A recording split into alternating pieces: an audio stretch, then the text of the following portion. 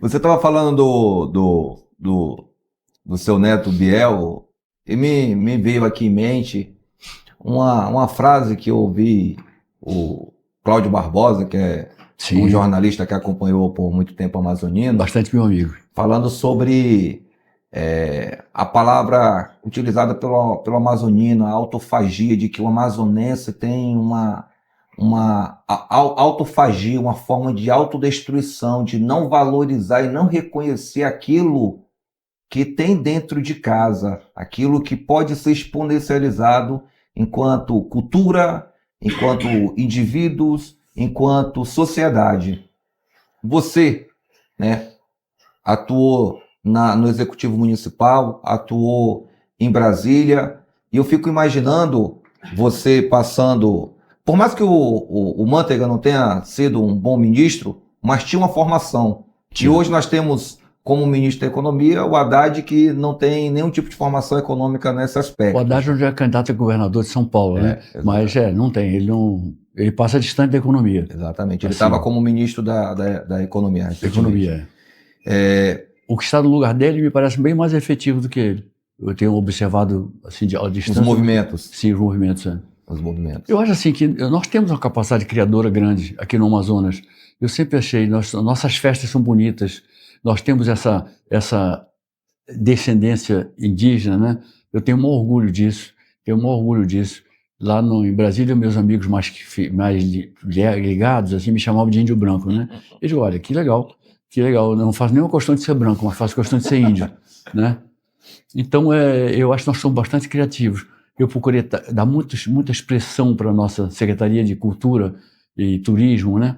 Eu sempre acho que a gente tem que cultivar o turismo e cultivar a cultura, né? Nós temos uma cultura bonita, uma cultura muito bonita aqui.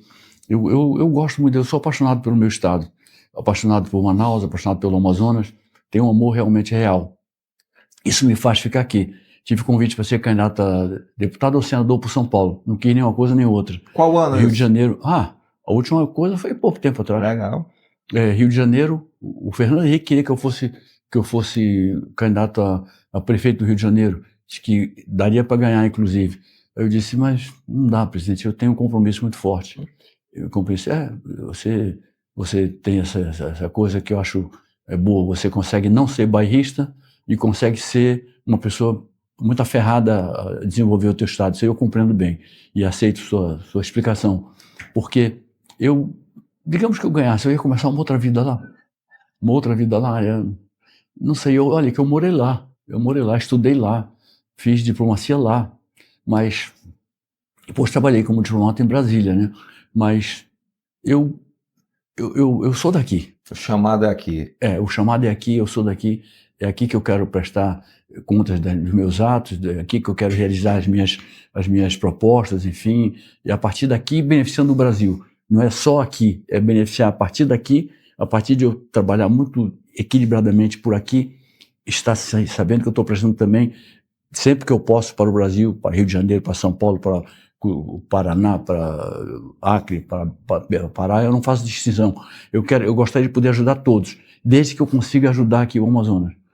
O Amazonas não pode ser perseguido como ele tem sido com essa história da Zona Franca a partir de compressão dos paulistas que poderiam ser nossos sócios e estão querendo ser nossos algozes. Não conseguem ganhar na justiça e não aproveitam para ganhar dinheiro, sim, trabalhando conosco e montando as indústrias que podem ser montadas aqui na Zona Franca, e aqui além da Zona Franca, montar aqui na nossa terra, a partir das riquezas que dá para ser retirado da floresta. É uma coisa impressionante. Nós temos tudo, temos terras raras, nós temos, nossa senhora, temos uma perspectiva medicamentosa na floresta incrível, né? Nós temos uma possibilidade enorme de fazer um papel assim muito bonito para a humanidade, né? A maior reserva de potássio, que pode atender 45% do mercado nacional, que hoje é totalmente dependente do mercado do Canadá e da Alemanha. Uhum. A terceira maior reserva de nióbio. Então nós temos muita riqueza, muita riqueza. E uma riqueza mal gerida, ela pode se tornar uma riqueza que não vai ter nenhum tipo de impacto. Que é aquilo que a gente estava se torna uma riqueza pobre, né? Uma riqueza pobre, exatamente. Você é uma pessoa formada, culta, se preocupa nas palavras e da forma como elas serão colocadas. Eu assistindo muitas das vezes a Câmara Municipal, eu vejo que muitos daqueles que eles sobem na tribuna têm dificuldade de conjugar verbo, de falar de uma maneira cognitivamente objetiva. Na Assembleia Legislativa, nós temos uma forma de fazer política, outra também, dentro do seu aspecto de ver, esse aspecto de quem já viveu em diversos cenários. Você acha que a política, os políticos, e não falo da política porque a política ela é fenomenal, falo dos políticos que hoje formam esses grupos, você acha que nós temos uma qualidade inferior da política no estado do Amazonas? Acho que tem pessoas boas, tem pessoas que precisariam, digamos, de ter mais atenção para essa questão da formação política, né? Enfim, mas eu acho que eu faço muita fé em quem está vindo, quem está chegando, né? Certo. A juventude aí. Por exemplo, nós falamos ainda há pouco no Amazonino, eu não comentei, eu tenho muita admiração por ele. Fui adversário dele um bom tempo, depois fomos muito amigos, e ele fez uma coisa boa, que complementou um trabalho que foi do meu pai, o senador Arthur Virgílio Filho. Meu pai fez a UFAM, foi dele o projeto que deu na Universidade Federal do Amazonas. E o Amazonino fez a UEA. Qual é a ideia que meu pai tinha? É uma ideia parecida com a que o Amazonino tinha. A ideia do meu pai era, vamos botar uma trava nesse negócio de o Amazonas ser fornecedor, ser exportador de cérebros. Vamos preparar os nossos cérebros aqui dentro mesmo, né? Essa era a ideia do meu pai. O Amazonino pensou a mesma coisa, complementando a ideia do meu pai. Então, hoje você pode dizer o seguinte, fulano de tal resolveu estudar não sei onde. Ótimo, ele entendeu que era assim, achou que era muito atraente o ensino que estão fazendo nessa determinada universidade. Ele foi para lá, no Brasil ou fora do Brasil.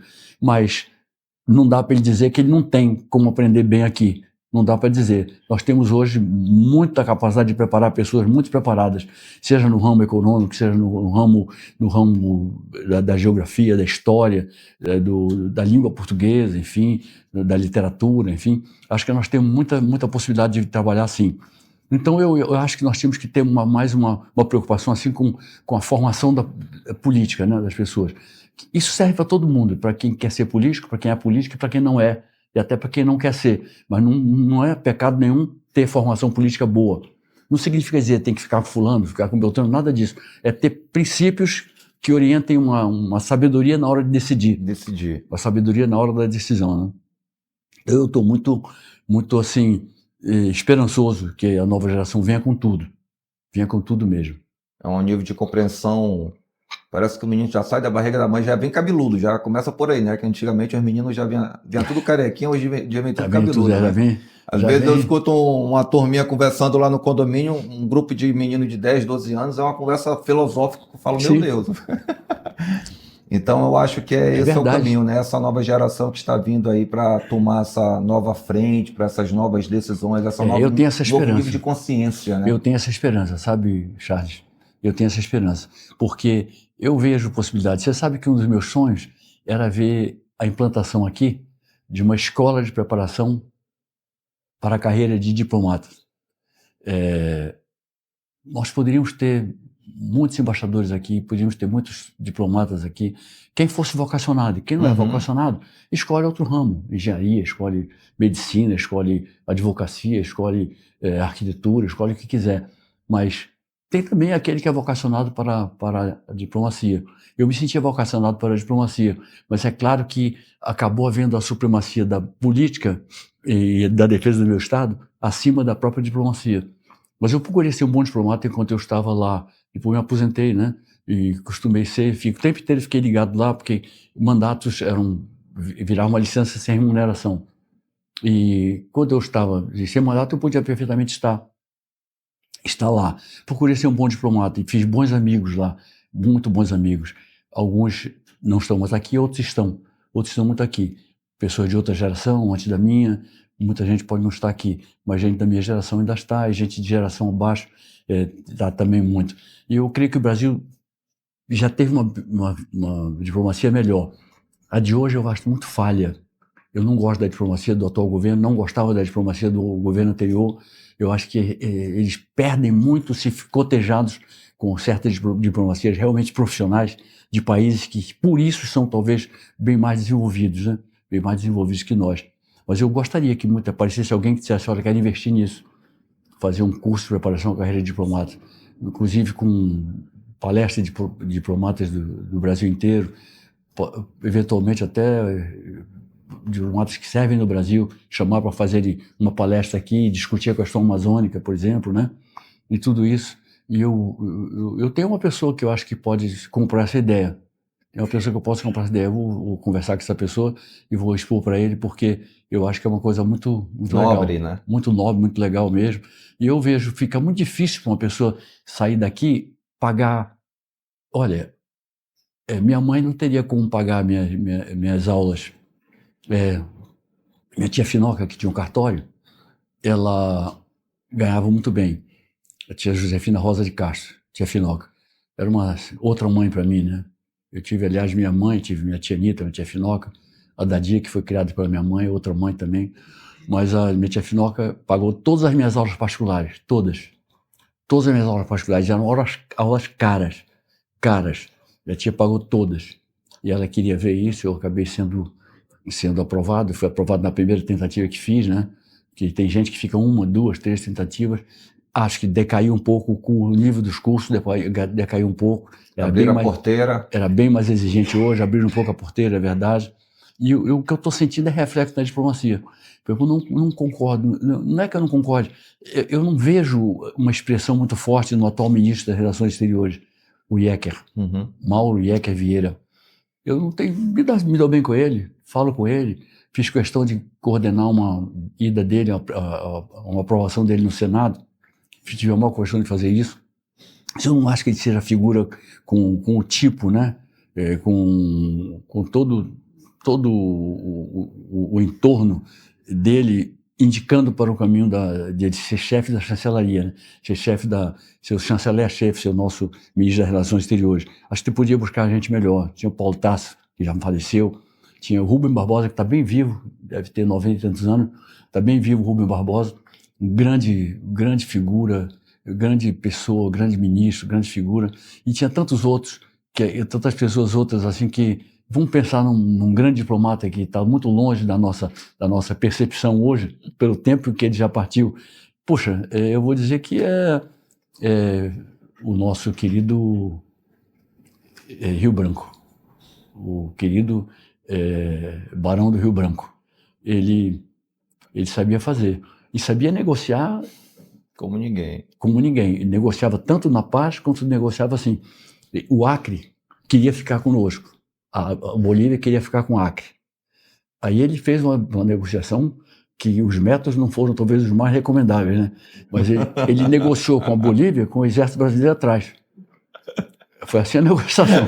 Aí disseram, bom, então fica foi a livre, espontânea pressão. Fica com o Acre logo, porque ele foi livre, espontânea pressão. Eu só falo que foi trocado por um cavalo, né? Tu já ouviu essa história, né? Que não, na negociação colocaram o cavalo no meio. Não, vou te dar tanto e mais um cavalo, cara. Então agora eu quero. Aí o Acre ficou... Então levante as mãos para o céu, se o cavalo é de raça, né? Se o cavalo fosse de raça, levante as mãos para o céu.